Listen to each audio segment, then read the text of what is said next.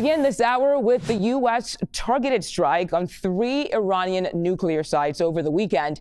President Donald Trump sent shockwaves across the world after posting, quote, "A full payload of bombs was dropped." The move marks a significant escalation as the U.S. joins the conflict between Israel and Iran. And this is what we know so far. The Defense Department confirms the mission, called Operation Midnight Hammer, included 7 B-2 Spirit bombers. Those bombers left the Whiteman Air Force Base in Missouri to Iran on Saturday. Another group of the same bombers flew over the Pacific to act as decoys. The lead B-2 aircraft dropped 2 bunker buster bombs on Fordo. And you can see some of the aftermath from the strike on Fordo in these satellite images from Maxar Technologies. Several of the tunnel entrances that lead into the underground facility were blocked with dirt following the airstrikes. Large diameter craters can also be seen on top of a ridge over the underground complex. We want to note the Trump administration says this is not an act of war. Iran quickly launched another missile strike on Tel Aviv hours after Trump announced his targeted attack on Iranian nuclear sites. At least 18 people were injured in the latest attack seen here. The two sides are now entering their 11th day of exchanging fire. Israeli forces continued their strikes on Iran this morning. Officials say they struck the heart of Tehran by focusing on regime headquarters. The Israeli military also says they are now targeting Iran's notorious Evin prison. Now, back here in the States, President Trump continues to defend his decision to carry out this weekend strike. He also similarly suggested a regime change on social media. His post yesterday said, quote, "It is not politically correct to use the term regime change, but if the current Iranian regime is unable to make Iran great again, why wouldn't they be a regime change?" Secretary of State Marco Rubio tried to cool down those comments on Face the Nation just yesterday. Take a listen. So therefore, are you actually looking for regime change? Well, that misses the point. I don't like that they chant those things, but one thing is that they chant those things. Another thing is that they chant those things and they have terror proxies are all over the world, and they have long-range missiles that can reach the United States one day, and they have the potential to be one step away from a nuclear weapon. Yeah, well, one day could be tomorrow, could be a week from now, could be a month from now. You know, all it takes is the flip of a switch. By the way, they're not going to broadcast that to the world. By the time we figure out that they're doing it, you have all the pieces in place, okay? It's like you have a gun here and the ammunition. It only takes 1 second. We have other targets that we could hit, but we achieved our objective. CBS News senior White House correspondent Weijia Jiang will join us in just a moment with more from the White House and the response. First, let's bring in CBS News senior foreign correspondent Holly Williams from Iraq. Holly, thanks for joining us today. There seems to be a lot of confusion about whether there was any damage at Fordo. So what do we know, and do we have an idea if any enriched uranium was actually at that site? Good morning, Mugo. Well, those B-2 stealth bombers seem to have done their work, at least judging by the bomb craters that seem to be evident in satellite imagery. There's a kind of triumphal tone coming from Washington, I think. President Trump called those strikes a, quote, spectacular military success. And then the Defense Secretary Pete Hegseth said that Iran's nuclear ambitions have been obliterated. Now, despite that, Iranian state media has claimed that stockpiled uranium was actually moved away from those nuclear sites before the US strikes, and not just Fordo, the site that's been getting so much attention and that is or was fortified.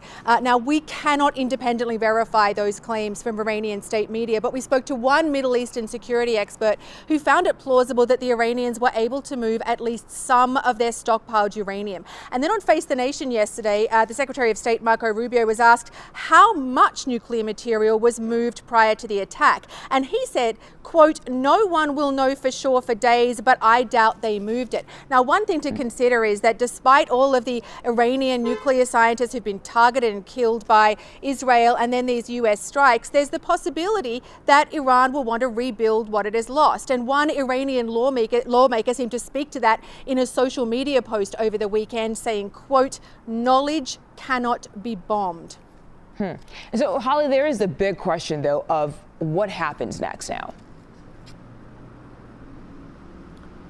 Right, that is a very big question. U.S. forces here in the Middle East, including here in Iraq, are on high alert, bracing for a possible Iranian retaliation or retaliation from one of the several militia groups that Iran backs in this region. But I think big picture, there are a few possibilities. The first is that Iran capitulates and gives up its nuclear program. That is clearly what President Trump is hoping for. The second is that the Iranians double down and say to themselves, you know, these attacks prove that we need to be able to better defend ourselves, and they're more motivated than before to produce nuclear weapons.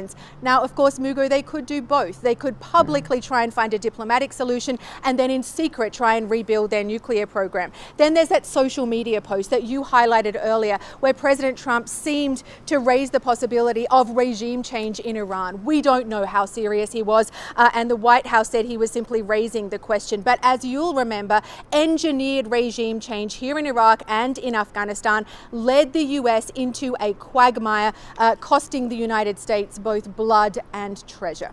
That is very true. We shall wait and see. Time will tell what comes next. Holly Williams in Iraq for us. Thank you so much for your time today.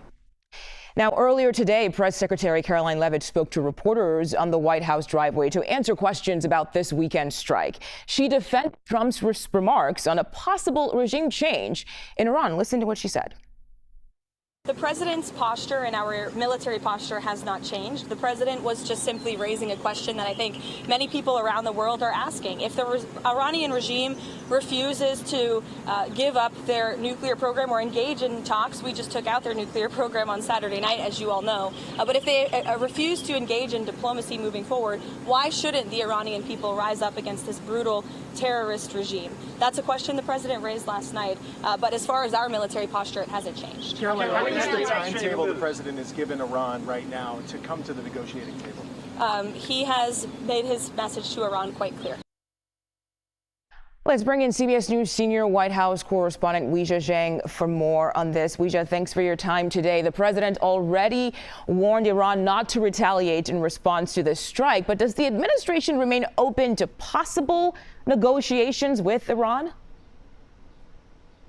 They're not only open to it, they are urging Iran to come back to the negotiating table, to strike a deal with the U.S., to agree to abandon its nuclear program. And the president warned that, if Iran does not choose the path of diplomacy and chooses something else, that there would be consequences. In other words, if there is any kind of retaliatory action against the U.S., whether it be personnel or assets in the region or otherwise, that there would be consequences. And the president also added that there are other targets to hit and indicated there would not be any hesitancy on the part of the U.S. to strike again if it meant defending itself from another Iranian attack.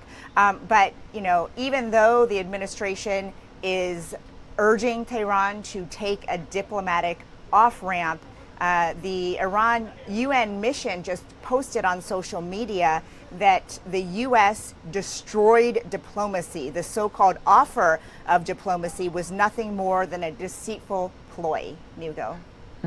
And we also have new details about the timeline of the strike and Trump's line of thinking when it comes to it. What more can you tell us about that? So the White House confirms that the president made this decision just a few hours before the strike actually happened. Things were in place. He got a phone call on Marine One from Defense Secretary Pete Hegseth, who said, we need to know whether to move forward with this attack or not. And the president gave the green light. And then just hours later came here to the White House, walked inside, and then in less than 40 minutes was watching the strikes unfold with his national security team inside the Situation Room. And so it's unclear exactly when he had already made this decision, whether he was leaning toward that when just 2 days prior, the White House press secretary delivered a message on behalf of President Trump to say that Iran had a maximum of 2 weeks to try to come to a deal to abandon its program. And so we are told that at some point along the way, the president decided it was increasingly clear that any diplomacy with Iran was not actually going to happen. And so they say he moved to do this in order to ensure Iran's nuclear capabilities were halted. And Weijia, this all comes as Defense Secretary Pete Hegseth. He is heading to The Hague for a NATO summit, and Trump is expected to make his way there tomorrow. What exactly are we watching for there, especially in the wake of this strike against Iran? Well, there's no doubt this is going to be a major topic of discussion, especially as it relates to Russia. We know that Russian officials were meeting with Iranians today about, the strikes, about possible next steps. But our reporting indicates that the president wanted to show up to the NATO summit with a position of strength, which also went into his calculation for showing that strength via these 3 strikes. And so, he has often said that his policy is America first. He believes that you achieve peace through strength. And so that's partly why he wanted to have some kind of a deliverable to show that the U.S. was not just sitting back to let Iran take the lead. And so this will certainly be a topic. But remember, NATO as a organization is extremely worried about the Russia-Ukraine conflict because of where it is and so close to many of its member countries. And so that will also be a very important discussion as they try to figure out whether a ceasefire there is possible and ultimately whether an end to that conflict is possible. All right, Weijia Jiang from the White House for us. Thank you so much for your insight.